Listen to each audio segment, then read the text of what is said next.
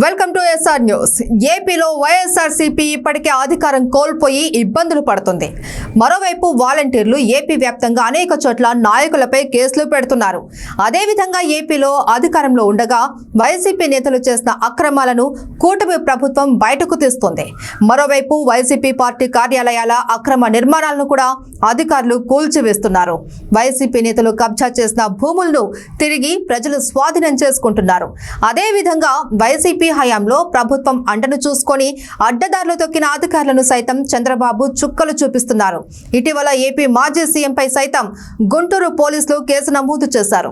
ఏపీలో వైసీపీ ప్రభుత్వం ఇస్తున్న వరుస షాకులతో కుదేలవుతోంది. ఈ నేపథ్యంలో తాజాగా వైసీపీకి దిమ్మ తిరిగే షాక్ లాంటి ఘటన వెలుగులోకి వచ్చింది. వైఎస్ఆర్సీపీ నేత విజయసాయిరెడ్డి చేసిన ఘనకార్యం ఇప్పుడు ఏపీలో హాట్ టాపిక్ గా మారింది. దేవాదాయ శాఖలో పనిచేస్తున్న అసిస్టెంట్ కమిషనర్ శాంతితో ఆయన రాసలీలలు సాగించాడట. ఇటీవల ఆయన భర్త మదన్ మోహన్ చేసిన వ్యాఖ్యలు ప్రస్తుతం వార్తల్లో నిలిచాయి. శాంతి భర్త మదన్ మోహన్ విదేశాల్లో ఉంటున్నారు. కానీ శాంతి మాత్రం ఏపీలో దేవాదాయ శాఖలో అసిస్టెంట్ కమిషనర్ గా విధులు నిర్వహిస్తోంది. ఈ నేపథ్యంలో ఆమె ఇటీవల గర్భం దాల్చింది. దీని మీద ఆమె భర్త చేసిన ఆరోపణలు మాత్రం పెను దుమారంగా మారాయి. తాను కొన్ని నెలలుగా విదేశాలలో ఉన్నాను అని, తన భార్య గర్భం దాల్చడం ఏంటి అని ఆవేదన వ్యక్తం చేశాడు. అంతేకాకుండా తన భార్యను వైఎస్ఆర్సీపీ నేత విజయసాయిరెడ్డి, గవర్నమెంట్ ప్లీడర్ సుభాష్లు లొంగదీసుకున్నారు అని తేల్చి చెప్పాడు. తన భార్యను వేధించి విజయసాయిరెడ్డి లైంగికంగా వాడేసుకున్నాడు అని ఆమె భర్త ఆవేదన వ్యక్తం చేశాడు.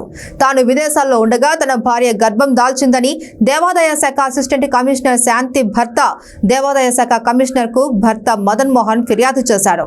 తన భార్య అక్రమ సంతానానికి తండ్రి ఎవరో తేల్చాలి అంటూ దేవాదాయ శాఖ కమిషనర్ ను కోరుతూ లేఖ రాశారు. అదేవిధంగా తనకి మ్యాటర్ లేదు అని డాక్టర్ సర్టిఫికేట్ సృష్టించి తప్పించుకునే కుట్రలో విజయసాయిరెడ్డి నిమగ్నమయ్యారు అని ఆరోపణలు చేశారు. ఇదిలా ఉండగా ఇటీవల ఏపీలో కొత్తగా ఏర్పడిన ప్రభుత్వం గత సర్కార్ హయాంలో అక్రమాలకు పాల్పడిన అనేక మంది అధికారులపై చర్యలు తీసుకుంది.